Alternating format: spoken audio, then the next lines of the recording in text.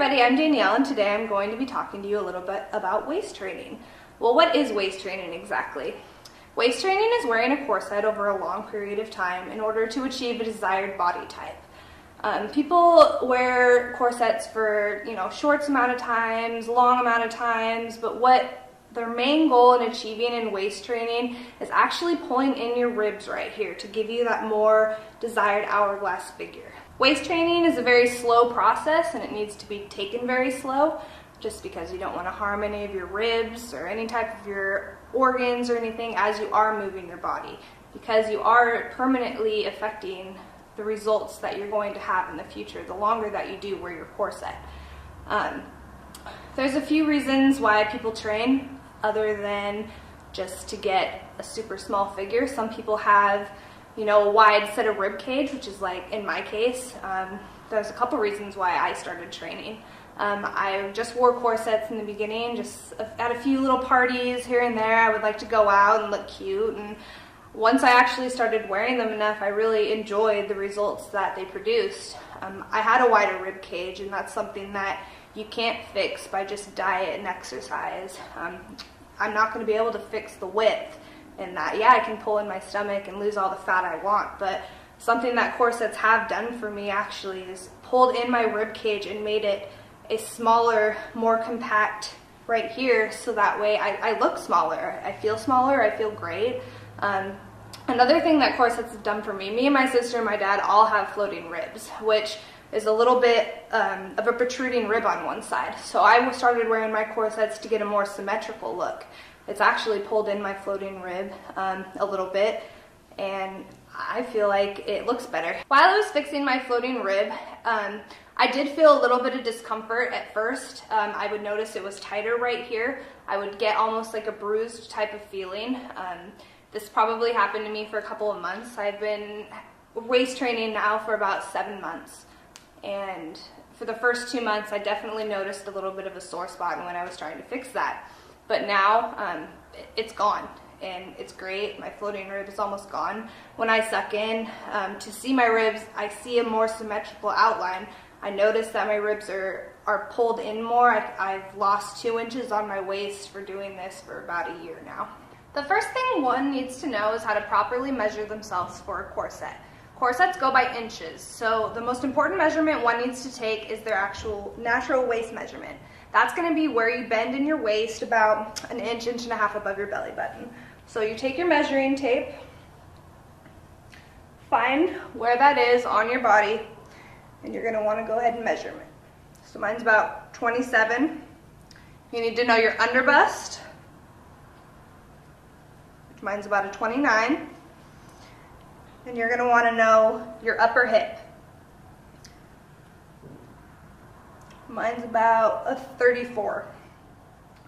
So, one more important measurement that we don't always stress to take, but it's good to know, is for our long line corsets, you want to know your torso length.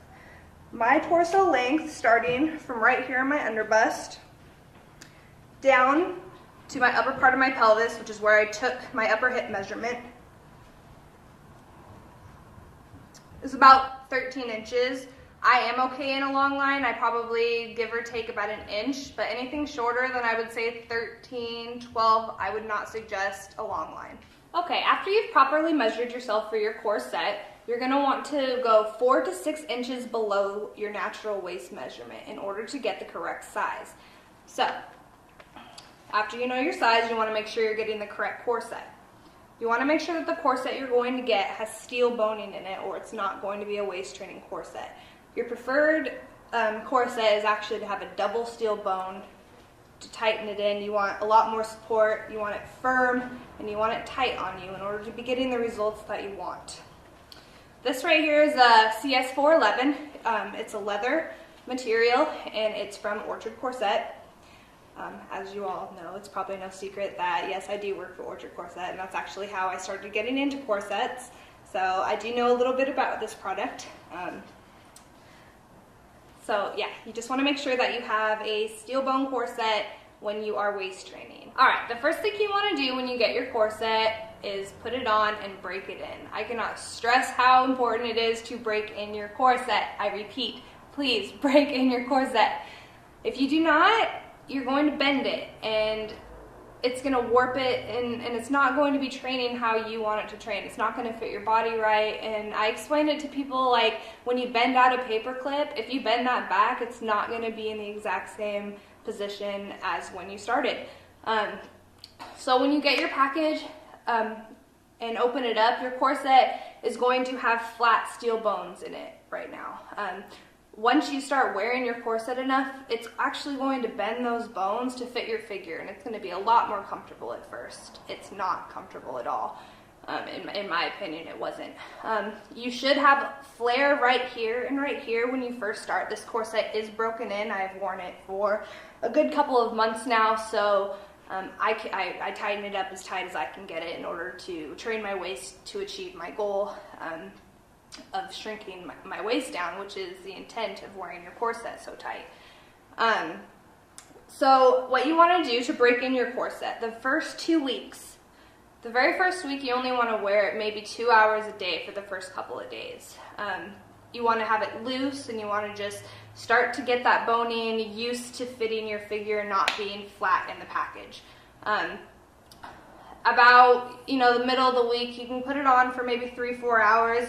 By the second week, I honestly wouldn't suggest wearing it any more than 5 to 6 hours a day, a couple of times a day, just because you're still in that process of breaking it in or seasoning it, which more advanced corsetters would call breaking in a corset.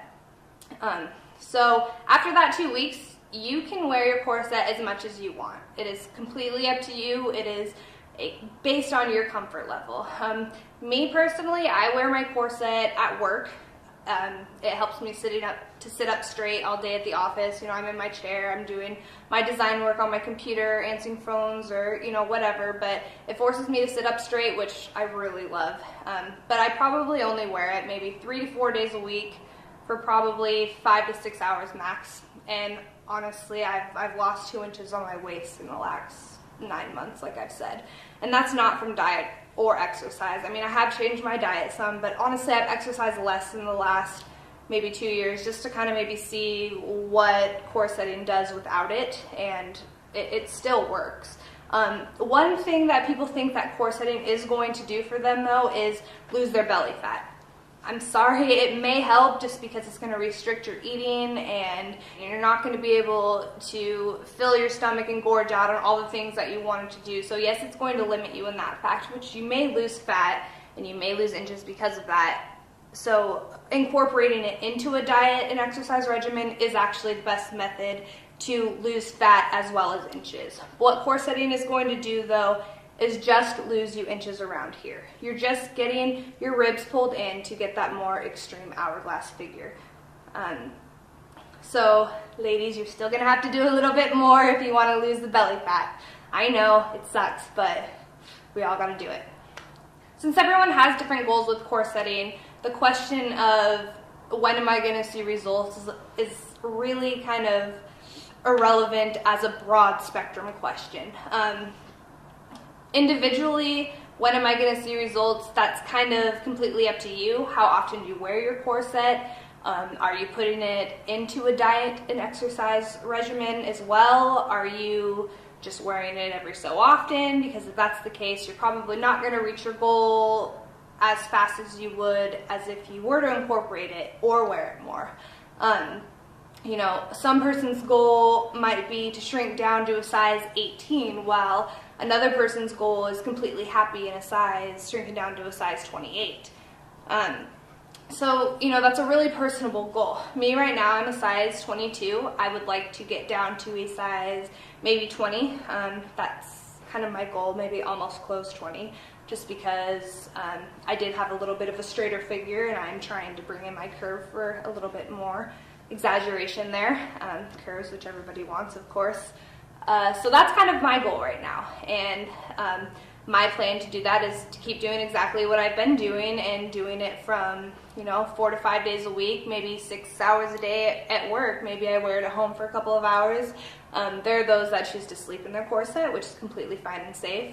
I've only done that once or twice, which it isn't the most comforting thing for me, so I choose to wear mine in the day.